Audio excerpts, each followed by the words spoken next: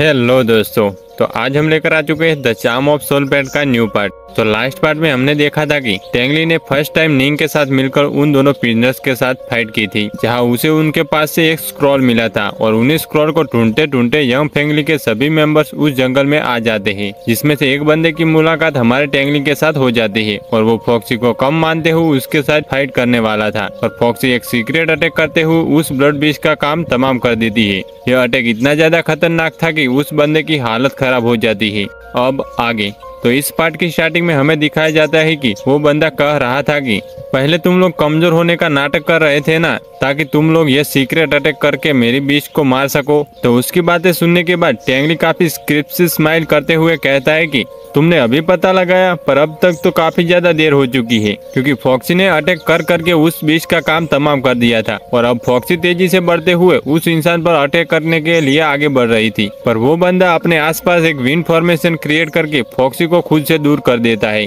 जिससे foxy slide करते हुए काफी पीछे हट चुकी थी। इधर ये बंदा काफी ज्यादा गुस्सा हो जाता है अपने बीस्ट के मरने पर और फिर वो अपने दूसरे बीस्ट को समन करते हुए कह रहा था कि टेंगली अब देखना, मैं तुम्हें टुकड़ों में काट डालूंगा। ये बीस्ट ब्लड 30 बीस्ट ही था, पर 4th स्टेज का, जो कि पहले वाले से काफी ज्यादा खतरनाक था, जिसे देखकर टेंगली समझ जाता है कि अब फॉक्सी खतरे में पड़ने वाली है, क्योंकि इस बीस्ट का अटैक काफी ज्यादा फास्ट और पावरफुल होता है। और टेंगली को पता था कि फॉक्सी का डिफेंस इतना ज्यादा स्ट्रॉन्ग नहीं है कि वो इस अटैक को हैंडल कर पाए। तो टेंगली फॉक्सी से कहता है कि तुम्हारे लिए इसे डील करना काफी ज्यादा मुश्किल होगा, तो तुम वापस चली आओ, मैं निंग के साइड मिलकर इसे फाइट करने का ट्राई करता हूँ। पर टेंगली की बातें सुनने के बाद फॉक्सी गुस्से में अपनी ओरिजिनल फॉर्म में आते हुए यह दिखा देती है कि वो अंदर नहीं जाएगी, बल्कि वो फाइट को कंटिन्यू करेगी। फॉक्सी का यह बिहेवियर देखने के बाद टेंगली कहता है कि अब तुम फाइट करना ही चाहती हो तो जी जान से करना। वहीं दूसरी तरफ सामने वाला अपोनेंट का बीच काफी जोर से रोर करते हुए आगे बढ़ना शुरू कर देता है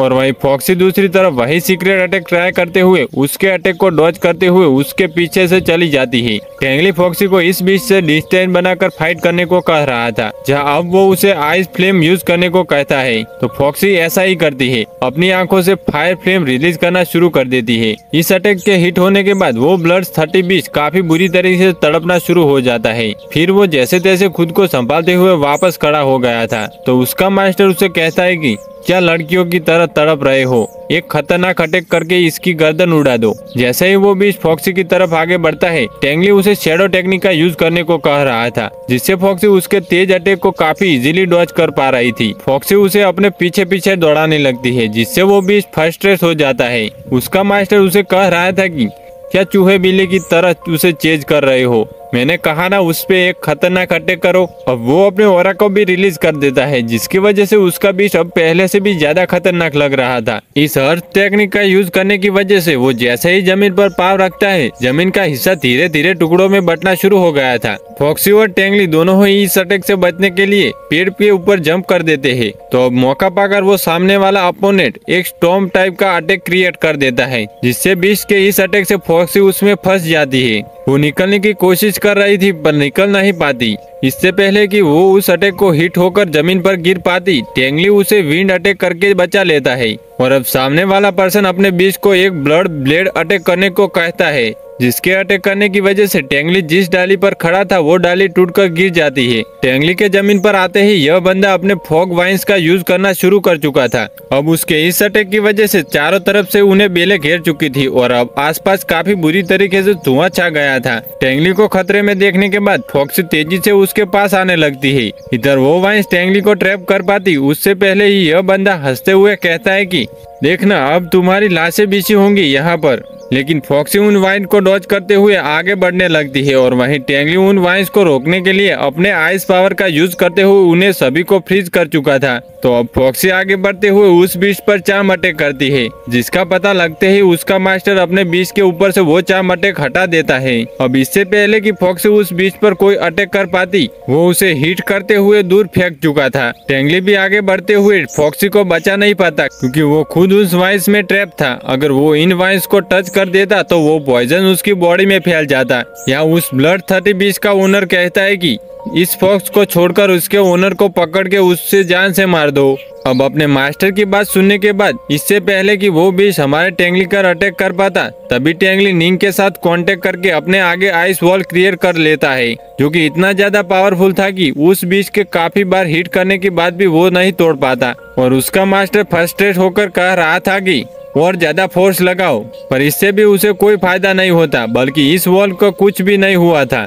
वहीं दूसरी तरफ फॉक्सी काफी गुस्से में उस बीच को हिट करने की कोशिश कर रही थी, पर हिट कर नहीं पाती। यह देखने के बाद वो बंदा कहता है कि जैसा उसका मालिक है वैसा ही बेवकूफ फॉक्स, यह जानते हुए कि वो मेरे बीच को हरा नहीं पाएगी, फिर भी वो कोशिश किए जा रही है। यह बंदा लगातार टेंगली और फॉक्सी की बुराई किए जा रहा था, जिसे सुनकर टेंगली को काफी ज्यादा गुस्सा आने लगता है। दूसरी तरफ वो बंदा ऐसे दिखा रहा था कि जैसे कि वो काफी ज्यादा पावरफुल है और फ्यूचर में वो और भी ज्यादा पावरफुल हो जाएगा। यहाँ वो बंदा अपने यंग फैमिली के बारे में बातें करने लगता है, जिसे सुनने के बाद टेंगली को अपने फादर की याद आने लगती है कि यंग फैमिली की वजह से उसके फादर उसके साथ बर्थडे मनाए बिना ही चले गए और दोबारा कभी लौट के नहीं आए। यहाँ तक कि इसी यंग फैमिली की वजह से उसका पूरा क्लान डिस्ट्रॉय हो गया है, अब उन्हें इनके अंडर रहना पड़ रहा है। टेंगली यह सारी बातें याद करते हुए बुरी तरीके से गुस्से में भर चुका था। दूसरी तरफ वो बीच जोर जोर से रोर कर रही थी, पर फॉक्सी उसके सामने का वॉल तोड़ देती है उससे फाइट करने के लिए। टेंगली फॉक्सी से कहता है कि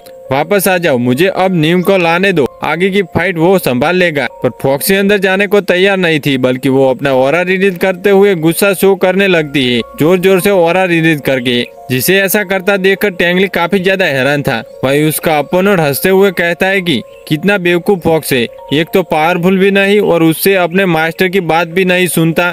फॉक्सी अपने मास्टर के बारे में ऐसी बातें सुनने के बाद काफी ज्यादा गुस्से में रोर करने लगती है। उसे इतना ज्यादा गुस्से में रोर करता देखकर टेंगली को याद आता है कि फॉक्सी ने क्लिफ के ऊपर भी ऐसा ही किया था। तो क्या इसका मतलब अब ये है कि फॉक्सी अब ब्रेक थ्रू करने वाली है? और होता भी ऐसा ही है। फॉक्सी की आंखों से काफी ज्यादा पावरफुल तेज रोशनी निकलना शुरू हो चुकी थी। उसके चारों तरफ काफी पावरफुल और स्ट्रॉन्ग ऑरा रिलीज होना शुरू हो जाता है और वो 1 टेल फॉक्स से 2 टेल फॉक्स में कन्वर्ट हो जाती है। और उसका एयर डेमोनिक ऑरा देखने के बाद वो भी जो कि तेजी से उसकी तरफ बढ़ रहा था, वो डर के मारे वहीं पर रुक जाता है। और उस स्ट्रॉन्ग इविल स्पीड को वहाँ पर देखने के बाद तो इस बंदे की भी हालत काफी ज्यादा खराब हो जाती है। वो तो बस यही सोच रहा था कि आखिर इस छोटी सी फॉक्स के अंदर से इतना ज्यादा डेमोनिक ऑरा कैसे रिलीज हो सकता है। वहीं फॉक्सी ब्रेक थ्रू के साथ साथ धीरे धीरे 3 डीमन टेल फॉक्स बन जाती है। यह खतरनाक ट्रांसफॉर्मेशन देखने के बाद उस बंदे के गले से थूक भी नहीं खटक रही थी। वहीं अभी तक लगातार वो ऑरा रिलीज होता देखकर टेंगली समझ गया था कि अभी तक ये म्यूटेशन खत्म नहीं हुआ है। वहीं फॉक्सी का डेमोनिक ऑरा और ज्यादा तेजी से इंक्रीज हो रहा था,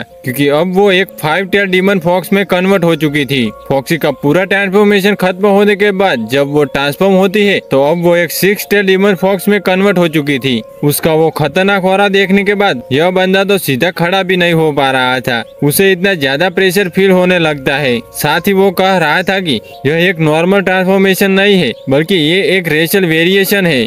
आखिर एक छोटी सी फॉक्स ट्रांसफॉर्म होकर 6 टेल डेमोनिक फॉक्स में कैसे कन्वर्ट हो सकती है। उसे यकीन ही नहीं आ रहा था कि एक बार में जो फॉक्स सिर्फ 1 टेल को इंक्रीज कर सकती है, वो स्किप करते हुए 6 टेल में कैसे ट्रांसफॉर्म हो चुकी है। वो उस डीमन फॉक्स की पावर को देखने के बाद पूरी तरीके से हैरान था। उस पर तो सबसे ज्यादा उस बंदे को इस बात पे हैरानी हो रही थी कि ये 9 टेल फॉक्स असल में हमारे टेंगली की है। अगर उसने अपनी आंखों से नहीं देखा होता तो उसे यकीन ही नहीं होता कि इतनी पावरफुल पेट भी एग्जिस्ट करता है। दूसरी तरफ फॉक्स अपना डेमोनिक फ्लेम रिलीज करते हुए एक जबरदस्त स्लैश सामने वाले बीच पर लगाती है, जिससे उसका खेल खत्म हो चुका था। एक अटैक में उस बीच को मारने के बाद अब वो सीधा उसके ओनर पर झपट्टा मारती है। अपने ऊपर मौत को खड़ा देखकर वो बंदा रहम की भीख मांगने लगता है कि मुझे छोड़ दो, मैं तुम्हें यंग फैमिली की सारी इंफॉर्मेशन दे दूंगा। मुझे मिलाकर इस पूरे जंगल में यंग फैमिली के 5 मेंबर मौजूद हैं, जिन्हें चैंग कंट्रोल कर रहा है और वो सभी यहाँ पर ट्रेजर ढूंढने आए हैं।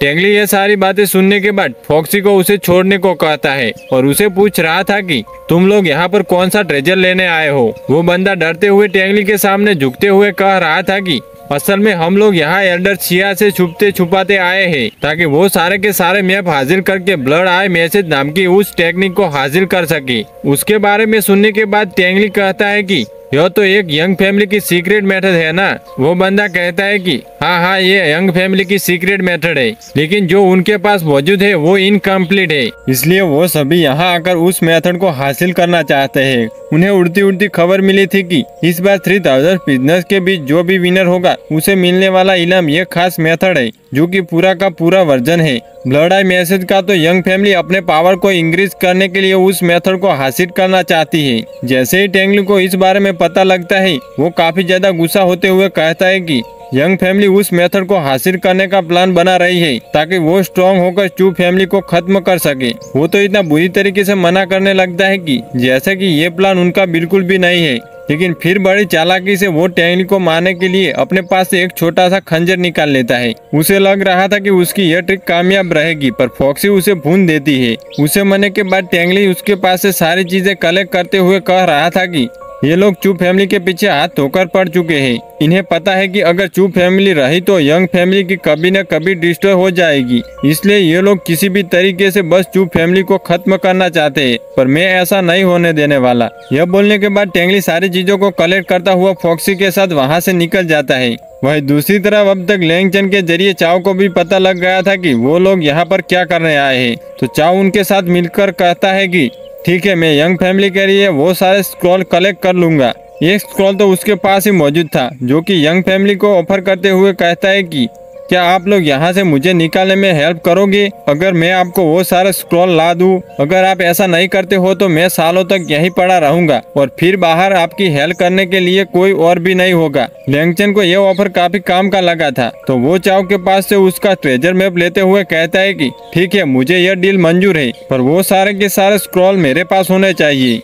ये बोलने के बाद वो स्क्रॉल को चेक करता है, जिसमें से एक छोटी सी एनर्जी रिलीज हो जाती है, जिसे देखकर लैंगचन थोड़ा सा हैरान नजर आ रहा था। वही दूसरी तरफ हमें फॉक्सी को दिखाया जाता है, जो कि क्लिफ के ऊपर काफी तेजी से रोर करते हुए अपनी एनर्जी रिलीज कर रही थी, क्योंकि फाइट जीतने और ब्रेक थ्रू करने के बाद वो काफी ज्यादा खुश है और वो अपना चोट को हील करते हुए वापस से टेंगली के पास पहुँच जाती है, जो की केव में रेस्ट कर रहा था। अपनी 6 टेल छोटी सी फॉक्सी को देखने के बाद वो उसे रेस्ट करने को कहता है, क्योंकि आज उसने काफी ज्यादा हार्ड वर्क किया था। फॉक्सी को वापस भेजने के बाद टेंगली अपने लेवल को चेक कर रहा था, क्योंकि फॉक्सी के ब्रेक थ्रू करने की वजह से उसका भी सोल मास्टर होने का रियलम इंक्रीज हो चुका था। अब वो यन यार रियलम पर है। वही दूसरी तरफ वो व्हाइट आई डीमन भी 3rd स्टेज पर पहुंच गया था। उसकी वजह से टेंगली भी अब काफी ज्यादा स्ट्रॉन्ग हो चुका था। टेंगली व्हाइट आई डेविल को बाहर निकालते हुए अपनी सोल को कंज्यूम करा रहा था ताकि वो और ज्यादा स्ट्रॉन्ग हो सके, क्योंकि टेंगली को पता था कि आगे आने वाले सफर में उसे लैंगचन के साथ फाइट करनी होगी, जो कि यंग फैमिली का सबसे स्ट्रॉन्गेस्ट पर्सन माना जाता है।